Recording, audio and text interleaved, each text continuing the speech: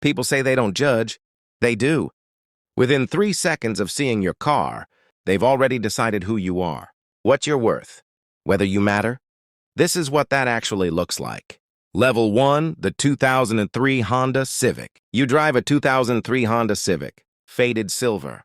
One hubcap missing, a crack across the rear bumper. You pull into a gas station on a Tuesday afternoon. The guy at the next pump doesn't make eye contact. Not rude, just invisible. You don't exist in his peripheral vision. You walk into the attached convenience store. The cashier watches you from the moment you walk in. Not because you look suspicious, because your car is parked outside. And people who drive that car sometimes steal snacks. That's the math she's doing. You buy a water bottle and leave. Nobody holds the door. Nobody nods. You are background noise. The world wasn't built to notice you. And it doesn't. Level 2, the 2018 Toyota Camry. You upgrade. 2018 Toyota Camry. Dark gray, clean, respectable. Same gas station, different reaction.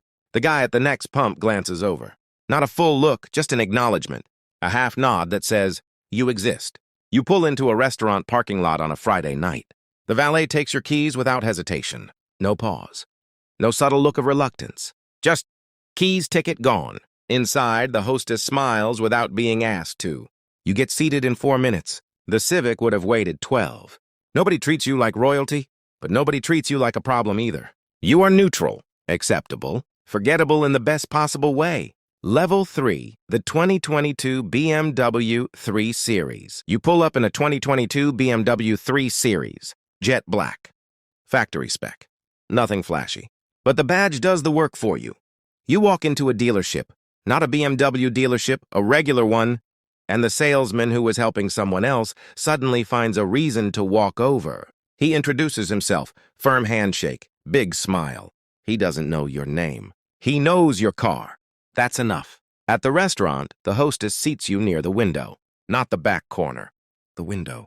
Women glance at you in parking lots now. Men assess you differently. Not with hostility, with calibration. They're measuring themselves against you. You haven't changed. Your car has. That's the part that should bother you more than it does. Level 4, the 2023 Mercedes E-Class. The Mercedes changes the temperature of every room you enter. Not dramatically, just slightly. Slightly warmer if they want something from you. Slightly colder if they don't like what you represent. You pull into a hotel you've stayed at before. Same hotel, different car out front. The doorman moves faster. The front desk upgrades you without being asked. We had a nicer room available, she says. She says it like it's a coincidence. It isn't. Your neighbor, who never waved before, waves now. Not because he likes you, because the Mercedes is in your driveway, and that tells him something about the property values on your street. You are being treated better. You haven't earned it. You financed it. Level 5, the 2024 Porsche 911. The Porsche is a different language. People don't just see it. They feel it. You pull into a weekend car meet in an industrial lot downtown. 50 cars, every kind. The moment the Porsche rolls in, heads turn. Conversations pause. Phones come out. You park, you get out slowly. Because you've learned, the exit matters as much as the entrance. Strangers walk up to you now, not to talk to you, to talk to the car, but it works out the same way. You get invited to things. A private dinner, a rooftop, a group chat with people who 2 years ago wouldn't have looked twice. The car is not transportation anymore. It's a social credential. And you are learning, fast, how to use it. Level 6, the Range Rover. The Range Rover signals something different from the Porsche. The Porsche says, I made it. The Range Rover says, I've always had it. Subtle, crucial. You pull up to a private school in a wealthy suburb. You're not a parent. You're picking up a friend's kid, but the other parents don't know that. They wave. They smile. One woman walks over and introduces herself, asks which grade your child is in. You improvise. You fit perfectly. The security guard at a gated community waves you through without checking your name. He's seen the car before? Not your car. A car like yours. That's enough. Doors open before you knock now. That's the part nobody warns you about. Once you know how much the car does, you stop trusting the open doors. Level 7, the Bentley Continental. The Bentley doesn't turn heads. It stops them. You drive through downtown on a Saturday afternoon. People on the sidewalk actually stop mid-sentence to look. Not because they've never seen one, because they've never seen one this close. You pull into a restaurant that told you last month there was a 6-week wait. You call ahead this time. Mention you'll be arriving in the Bentley. The maitre d' doesn't say anything explicit. But there's a table available Thursday. A man in a suit approaches you in a hotel lobby. He's not a concierge.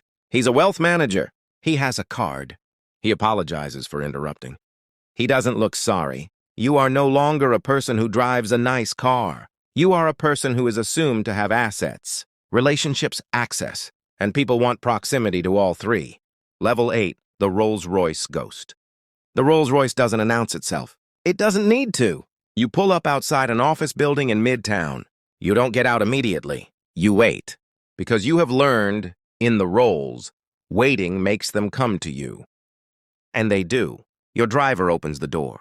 3 people inside the lobby were watching. By the time you reach the elevator, someone has already Googled the car. Someone has already started wondering who you are. In a meeting, the dynamic shifted before you spoke a word. They saw the car from the window. They know what it costs. Not exactly, but enough. Enough to sit up slightly straighter. Enough to listen slightly longer. Enough to say yes to things they might have said no to yesterday. The car is doing negotiation now. You're just closing. Level 9, no car, a driver. Then something changes. You stop driving yourself. Not because you can't. Because the truly wealthy don't. A black Suburban, tinted, a driver in front. You sit in the back with a laptop and a phone and 2 hours of emails. The car is anonymous. No badge, no logo, no signal. And that's the point. When you needed people to know you had money, you showed them the car. Now you don't need them to know. Now the power is in the absence of a signal. The men who run things don't announce themselves. They arrive quietly, efficiently, and everyone in the room already knows. You have crossed the line between performing wealth and simply having it. They are not the same thing. They never were. Level 10, the truth. You remember the Civic, the cashier who watched you walk in, the guy at the pump who didn't nod, the hostess who made you wait. You were the same person then, same mind, same work ethic, same hunger. The only thing that changed was the machine you arrived in, and with it, the entire world's behavior toward you. That's not inspiring. That's a diagnosis of what people actually respond to. Not character, not kindness, not intelligence. Medal, badge, price tag. You sit in the back of the Suburban now, watching the city move past the tinted window. And somewhere out there, there's a 22-year-old in a faded Civic, missing a hubcap, being invisible, being watched by cashiers, being not nodded at, doing everything right, and being treated like nothing. The car didn't make you, but it changed how the world received you. And if that doesn't make you feel something, you haven't been paying attention.